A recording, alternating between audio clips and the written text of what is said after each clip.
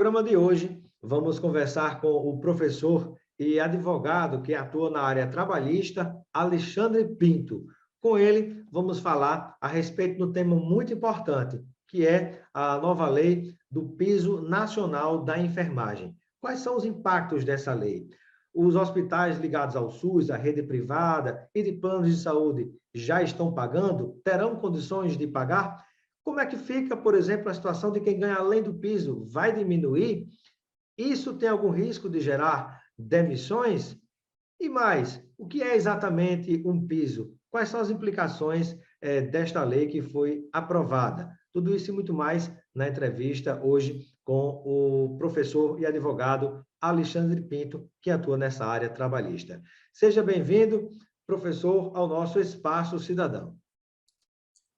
É uma satisfação, Robson, telespectadores, e poder estar aqui na qualidade de advogado e de professor de direito do trabalho, discutir tema tão relevante, de tamanha importância para a sociedade brasileira, para a saúde brasileira, né?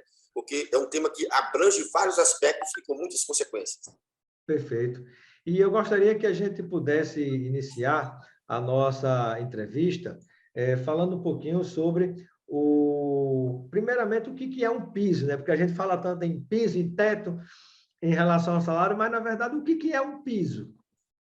Olha, veja bem, sendo bem didático para os nossos telespectadores, o piso é a denominação empregada para o salário mínimo, ou seja, a menor remuneração que pode ser paga a um determinado grupo de trabalhadores, ou seja, uma determinada categoria profissional, ou pode ser uma profissão, né, porque há uma pequena diferença, né?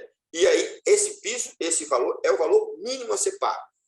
E esse valor, no piso salarial, via de regra, ele é fixado por lei, mas também pode haver um piso fixado através de acordo coletivo de trabalho ou de convenções coletivas de trabalho. Perfeito. Professor Alexandre Pinto, e quando a gente pensa nessa questão do piso nacional da enfermagem, né? Isso foi por um projeto de lei, já está valendo, não está valendo? Fala um pouquinho para a gente a respeito, né, do contexto da situação dessa lei do Piso Nacional da Enfermagem. Olha, esse projeto de lei não nasceu agora, ele já vem há algum tempo, alguns anos. É uma luta muito grande da categoria dos trabalhadores em enfermagem, e aí engloba os enfermeiros com diploma de nível superior, os técnicos de enfermagem, que são diploma de nível médio, os antigos auxiliares de enfermagem e também as parteiras. Então, essas quatro vertentes da enfermagem estão abarcadas nesse projeto.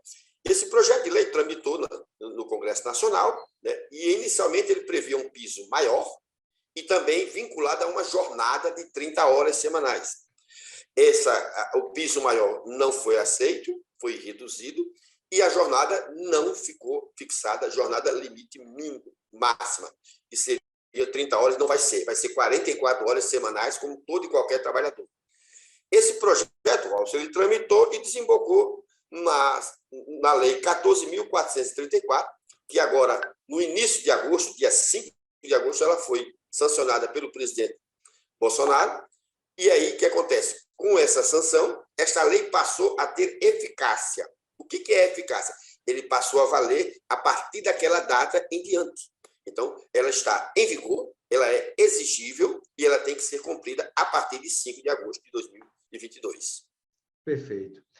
E aí as pessoas ficam nessa dúvida, né?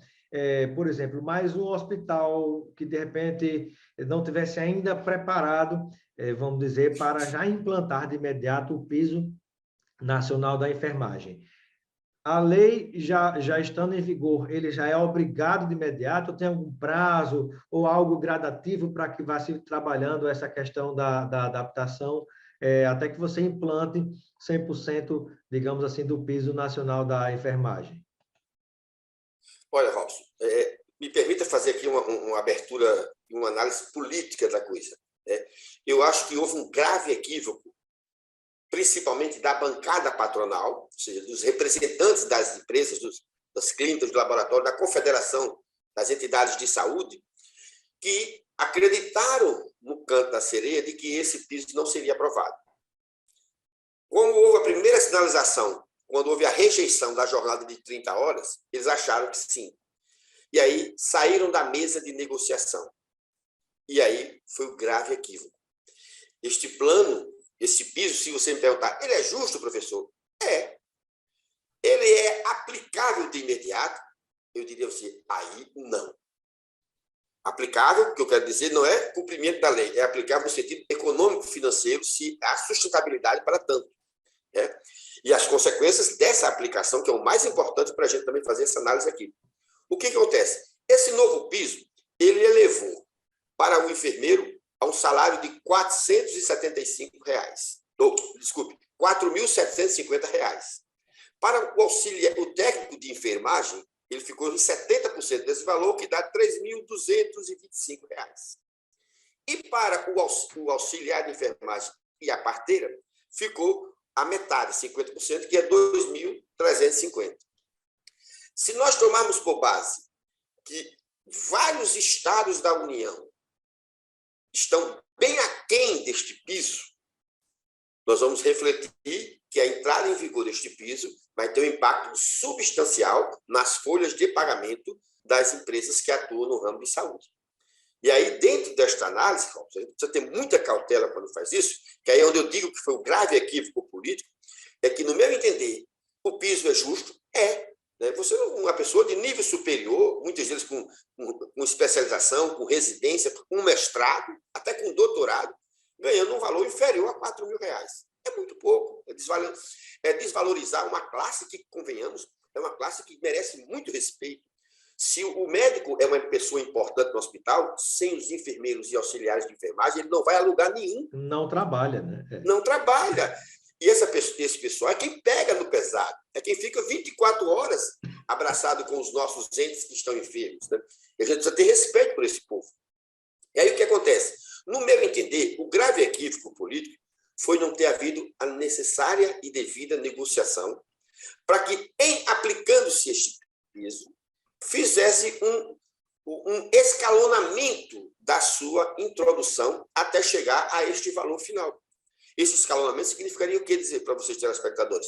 Se dizer, não, este ano nós vamos dar 20% a mais, além da correção do salário, 20% a mais para chegar no piso, o ano que vem mais 20%, no outro ano mais 20%, ou seja, no correr de 4... Uma implantação gradativa. Exatamente. Ó. Uma implantação gradual. Por quê? Por que você diz isso, professor? É muito simples. Ó. Eu trabalho nessa área, conheço bem, conheço a realidade hospitalar aqui no meu estado, e eu sei que, por exemplo, num hospital que tem 1.000 empregados, você sabe quantos estão na enfermagem, Robson? Quantos? Não sabe, né? Aproximadamente 80%. Está me entendendo? Então, você veja, você vai elevar a sua folha em razão de 80% do seu quadro de empregados. E aí, como é que vai se dar isso? Vai repassar para os fornecedores, ou seja, para os planos de saúde? Vai repassar para o SUS? Vai repassar para o particular? O particular, eu até acredito que ele pudesse fazer isso, mas a gente sabe que o cliente particular no hospital representa menos de 5% do faturamento. Muito menos do que isso. Quem é o grosso? Plano de saúde e SUS. Está claro que o SUS não deu nenhuma manifestação, nem vai dar, pelo menos até 31 de dezembro, de que vai elevar a remuneração dos hospitais em razão desse acréscimo. Ou seja, nem o próprio SUS... ou seja, você teria condição de imediato. Aliás, teria se houver uma valorização na política de saúde do país, que hoje a gente sabe que não existe. Isso. Mas, na verdade, caso haja, né, e haverá tempo até que venha um outro governo, por exemplo, né, fica esse problema de como fazer para implantar, se não está nem previsto, por exemplo, em orçamento. Né? Exatamente, Robson. E olha, imagina o seguinte, se essa implantação fosse gradual, haveria tempo para uma negociação dos hospitais com os planos de saúde, com o próprio SUS, e uma coisa é você aumentar 20%, outra coisa é você dobrar. Não precisa ser matemático, nem engenheiro, nem professor para entender que a realidade é outra. Né? Ainda mais quando eu lhe demonstrei aqui que a enfermagem representa aproximadamente 80% do coletivo de empregados de um hospital, né? Eu estou falando aqui de um de 1.000, mas se você rodar o Brasil, aí tem hospital com 6, 7, 8 mil funcionários. Entendeu? Tem estruturas de saúde muito grandes. Né? Não venha me dizer que um Albert Einstein tem 1.000 empregados. Não tem muito mais. Né? Então, o que acontece aqui? deveria ter havido essa negociação e o trauma seria infinitamente maior, seria muito mais lógico. Aí o que sobrou para a base patronal, para os patrões, para as empresas?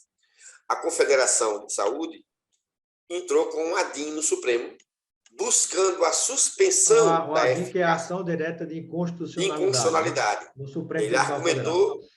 argumentou que há uma inconstitucionalidade nessa lei, né? E entrou com um pedido, inclusive com um pedido de liminar para ser julgado. Mas aí eu lhe pergunto, como professor e como advogado da área trabalhista, há inconstitucionalidade nessa lei que foi aprovada? Confesso lhe dizer que não me encontro. Não me encontro. Eu acho que essa ADIM não vai prosperar.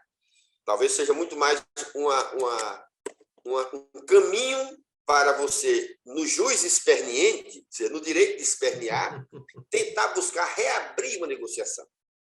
Mas, veja bem, reabrir a negociação agora significa dizer alterar esta lei. Qualquer alteração nessa lei vai demandar uma tramitação de projeto de lei. E nós estamos num período eleitoral. Não tem deputado no Congresso para votar coisa nenhuma. Está todo mundo cuidando da sua reeleição. Não tem senador para votar coisa nenhuma. Todo mundo cuidando da sua reeleição. Então, não há a menor possibilidade, nos próximos 6 meses, se fazer essa alteração. Entendeu? Então, já tem esse complicador. Né? Então, você veja como a coisa não é tão simples. Né? Uma coisa é o justo e uma coisa é o possível. Né? Você tem que olhar as duas coisas. Porque também não adianta. Não adianta. Porque aí você está diante de quê? De uma situação em que você tem um corpo de trabalhadores e tem um corpo de pessoas que precisam desse serviço. Né? E não pagar. E aí acontece, a lei entrou em vigor no dia 5. Então, o salário de agosto já vai ter 26 dias com esse piso. Então, já é de impacto imediato, né? Os 4 primeiros dias ainda fica a remuneração, que vai ser uma regra de proporção, mas já vai ser de imediato. Na verdade, se tem notícia no Brasil inteiro, e aqui no meu estado também, de que as entidades, os hospitais, as casas de saúde, as clínicas, não irão cumprir de imediato isso. A folha está sendo paga, começou a ser paga de ontem até o 5º dia útil, mas eu acredito que praticamente nenhum hospital vai cumprir esse piso, porque vão aguardar o julgamento da liminar, deferimento ou não da liminar dessa ADIM. Então, na prática, criou-se uma falsa esperança que não poderá, pelo menos de imediato, do ponto de vista prático, ser implementada em muitos lugares, né, em relação aos enfermeiros, aos técnicos de enfermagem, toda a equipe, as parteiras, toda a equipe que trabalha nessa área, né? Pelo que eu estou observando, é isso, né? E é importante assinalar o seguinte, Robson, a lei é bem clara, ela entra em vigor na data da publicação, então, dia 6 já está sendo cumprida. Mas, para o serviço público, estadual, municipal e federal, só vai poder o município e o estado que tiver capacidade financeira, pode, orçamentária, aliás, e financeira, pode já de imediato aplicar. Os que não têm, vão esperar para o próximo exercício, ou seja, a partir de 1º de janeiro, começar a cumprir esse plano, esse novo piso. Né? Então, já tem essa diferenciação. Algumas pessoas têm uma dúvida também, professor Alexandre Pinto, você como professor e advogado nessa área, professor de Direito do Trabalho e advogado nessa área trabalhista, né? Uma dúvida sobre o seguinte, o pagamento desse piso, na verdade, ele vai ser, digamos assim, o mesmo pela jornada como um todo de trabalho, vale para todo mundo, ou, na verdade, o pagamento desse piso ele vai ser de acordo com as horas trabalhadas da pessoa? Muito boa a sua pergunta, Robson. Olha, é preciso esclarecer a você, telespectador, de que este piso ele é o valor mínimo e como a lei não falou em jornada, significa dizer que para este piso ele vale para quem cumpre a jornada regular. A jornada regular está prevista no artigo 58 da CLT e no artigo 7º, inciso 13 da Constituição, que diz que jornada de 8 horas diárias por 44 horas semanais. Então, quem trabalha 44 terá obrigatoriamente que receber o piso. Mas, se você trabalha 20 horas, como acontece com muitos que só trabalham no expediente, ou que só trabalha 6 horas, não 8, o que vai acontecer aí, Robson? Vai ser feita a chamada regra de 3 simples. O que é isso? Se eu ganho 1.000 para 44, para 20, eu vou ganhar quanto? Faz essa multiplicação e vai se encontrar o valor proporcional. Alguns sindicatos, no Brasil inteiro, sindicatos de trabalhadores, soltaram notas dizendo que não importa a jornada, vai ter. Não. Essa tese, ela é uma tese, me permite dizer, burra, equivocada, não encontra parâmetro em canto nenhum, porque você não pode pagar 2 empregados que tem. Aí o que trabalha 8 horas por dia vai ganhar os 4.750. E o que trabalha 4 horas também vai ganhar a mesma coisa? Não existe essa lógica. Você vai ter uma regra de proporcionalidade. Agora, é importante mostrar isso, que você vai ter que também fazer esse ajuste nas suas. E o mais importante, Robson, que a gente precisa aqui ir falando para quem é patrão nessa área, né? Às vezes você tem uma clínica e não tem um advogado, entendeu? Diferente do hospital, que de regra tem um advogado, tem um departamento jurídico para lhe orientar. Mas uma clínica, um laboratório pequeno, ele não tem. E é importante ele saber que nesta regra de proporção, aquele que já ganha mais do que o piso não poderá ter o valor reduzido. Digamos que você é enfermeiro da minha clínica e ganha 5 mil reais. Muito bem, essa era a dúvida que muita gente tem, né? Exatamente. Não vai reduzir. Ou seja, se você ganha além do piso, você também não vai diminuir o que você ganha. Aí, digamos assim, você tem 2 empregados. Um que já ganhava 4.750. Outro ganha 4.700. E o outro ganha 3.000. O que ganha 3.000 vai para 4.750 e o que ganhava 4.700 vai para 4.700. Entendeu? Essa é uma nova regra. Então, você colocar isso, você vai ter que ter esse cuidado. Agora, quem ganha, aí se o cara ganha 6.000, o outro ganha 2.000, o que ganha 2.000 vai pular para 4.750 e o que ganha 6.000 vai continuar onde está. Porque isso não é aumento salarial, isso é implantação de um plano, de um piso. Então, quem já está acima, fica com o que está. Quem está abaixo, sobe. Outra coisa importante, Robson, também avisar aqui para os nossos ouvintes, é que não poderá, se o cara trabalha 6 horas, ele vai receber proporcional. O empregador não vai poder elevar a jornada dele para mais do que 6 horas, salvo se ele concordar. Porque o artigo 468 da CLT, ele é claro, que as alterações do contrato de trabalho só podem acontecer de comum acordo e ainda assim que, direto ou indiretamente, não gere prejuízo para o empregado, sob pena de nulidade. O que quer dizer nulidade? Nem produz, como diria o Dorico Paraguaçu, nem produz direito para frente-mente nem para trás-mente. Né? Não vai mais alterar. Advogado e também professor, né, dessa área trabalhista, Alexandre Pinto, e com relação a um outro questionamento que algumas pessoas têm falado, a respeito de uma normativa que exige um número de profissionais por leito. Vai ter alguma implicação com relação ao aumento, a criação desse piso salarial da enfermagem nesse quesito dessa normativa? Olha, a lei não vai gerar nenhuma consequência para ela, mas a situação econômica financeira, a gestão dos hospitais vão ter que tomar alguma atitude. E aí, infelizmente, Robson, o indicador que se apresenta no horizonte mais próximo da nossa visão é que, a curto prazo, pode haver uma redução do oferecimento de leitos para diminuir a demanda ou ajustá-la para que tenha o menor número de profissionais. E a gente sabe que isso vai acontecer indiscutivelmente. Uma palavra também sobre planos de saúde. Tem tido também alguma reação? Nós falamos aqui sobre a questão de hospitais particulares, o próprio SUS, que não estaria, inclusive, com orçamento já para implementar de imediato o piso nacional da enfermagem, e o que dizer em relação a planos de saúde, que, inclusive, alguns dos planos de saúde do Brasil têm hospitais próprios. Vários planos de saúde do Brasil têm, alguns não, vários. E o que acontece? Os planos de saúde que oferecem, por exemplo, aquele serviço de home care, ele vai ter implicação, vai elevar os custos dele, ele vai sentir o efeito deste novo piso. Né? Eu digo a você que, para os enfermeiros, esse efeito talvez seja minúsculo, porque, em regra, já se paga um pouco, em torno dos 4.000, um pouco mais de 4.000 aos enfermeiros. E a quantidade de enfermeiros nos hospitais é bem menor, não é? É menor, mas aos técnicos, que é a grande quantidade, sim. Mas, voltando à sua pergunta central, Robson, existe uma disposição da Anvisa e do próprio Conselho Regional, Conselho Federal de Enfermagem, que estabelece um número, eu não me recordo agora o número exato, mas um número de profissionais, um número de pacientes, ou seja, de leitos por profissional. Né? Essa consequência é aquilo que eu falei a você, vai tender a querer se enxugar isso, equacionar isso para ter ajuste. E aí é inevitável a consequência mais maléfica dessa situação atual. Qual é? Perfeito. Vamos vivenciar uma forte demanda de demissão de empregados. Me parece que isso já tá acontecendo, ou previsto para acontecer em algumas no partes Brasil do inteiro, Brasil, nós né? temos notícias em todos os quadrantes de que eu tenho acompanhado isso de perto.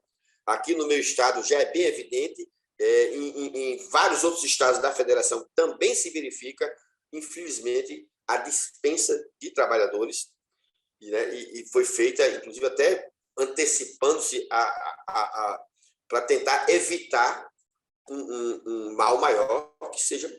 Porque a grande preocupação principal, isso aqui é importante deixar para o nosso telespectador, é que quem vai mais sentir esse impacto são as entidades hospitalares filantrópicas, as chamadas Santa Casas, os hospitais beneficentes. Né? Essa turma, elas sobrevivem substancialmente de SUS.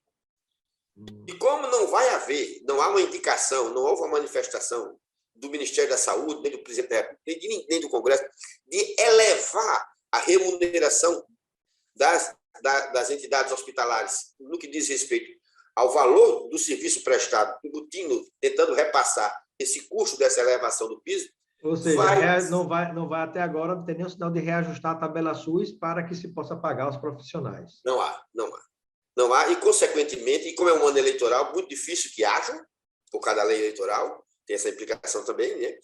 E o que vai acontecer? Essa bomba vai fatalmente estourar no colo dos novos governadores, né? Ou do governador que foi reeleito, do novo presidente, ou do presidente que foi reeleito. Isso vai estourar no colo deles, e é uma problemática que precisa de solução imediata, né? A toque de caixa. E a gente vai ter isso a curto prazo, e eu volto a repetir, as entidades hospitalares filantrópicas, elas não, do ponto de vista que eu conheço, e eu conheço um pouco dessa área de saúde, do ponto de vista de pessoal, não tem matematicamente como elas pagarem. Matematicamente, não. Vai tomar dinheiro emprestado? Não, porque se for tomar, vai tomar todo mês. Está entendendo? Se não, é só esse mês, não, ele tomaria emprestado, liquidava aqui e ia fatiando essa dívida parceladamente. Não, essa dívida vai ser mensal. Advogado e professor Alexandre Pinto, mais uma questão diz respeito ao seguinte, falamos aqui sobre o impacto dessa implantação para os hospitais públicos, para os hospitais particulares, os ligados a planos de saúde e filantrópicos, inclusive a falta de correção da tabela SUS, que não veio junto com essa lei, né? Talvez tivesse que se criar um fundo para isso, que fosse aprovado junto com a lei, ou a própria tabela reajustada aprovada junto com a lei, estaria resolvido em grande parte, né? Mas não totalmente esse problema. E aí a pergunta é o seguinte, hoje, você falou do home care, né? Pelos planos de saúde, aí eu me lembrei, e as pessoas que contratam enfermeiros ou profissionais técnicos de enfermagem como cuidadores de idosos ou de pessoas que têm alguma necessidade especial, e essas pessoas prestam trabalhos diariamente nas residências de muita gente. Como é que fica essa situação? Olha, aí nós temos duas vertentes aí, viu? Muito boa a sua pergunta.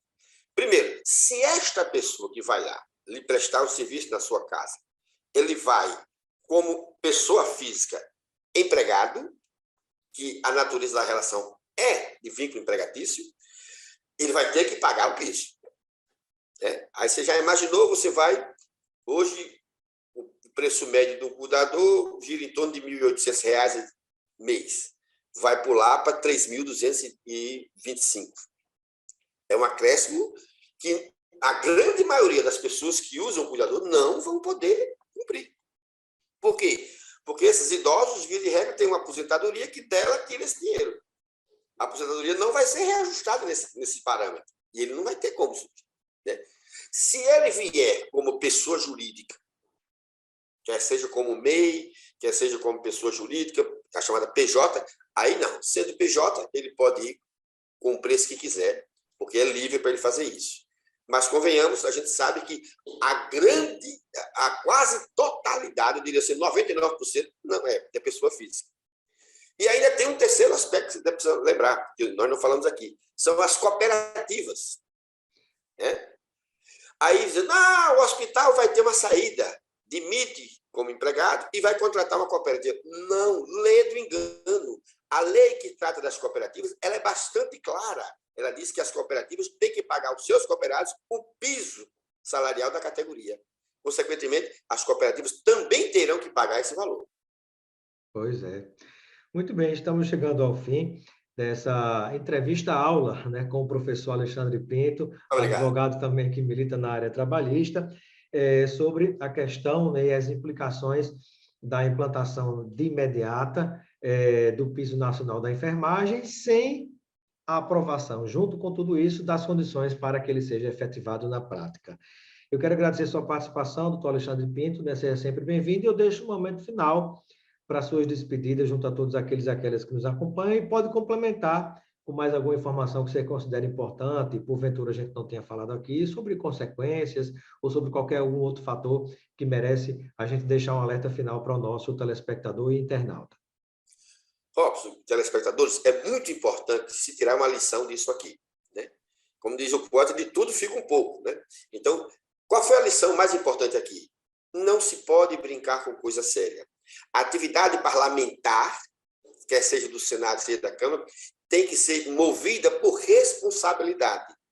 Nós não podemos chegar agora aqui, criar uma falsa esperança para os trabalhadores que, volto a repetir, muito justamente merecem esse piso, até mais, se fosse o caso, mas você também não pode, por outro lado, criar um mecanismo de extinção, de falência das unidades hospitalares.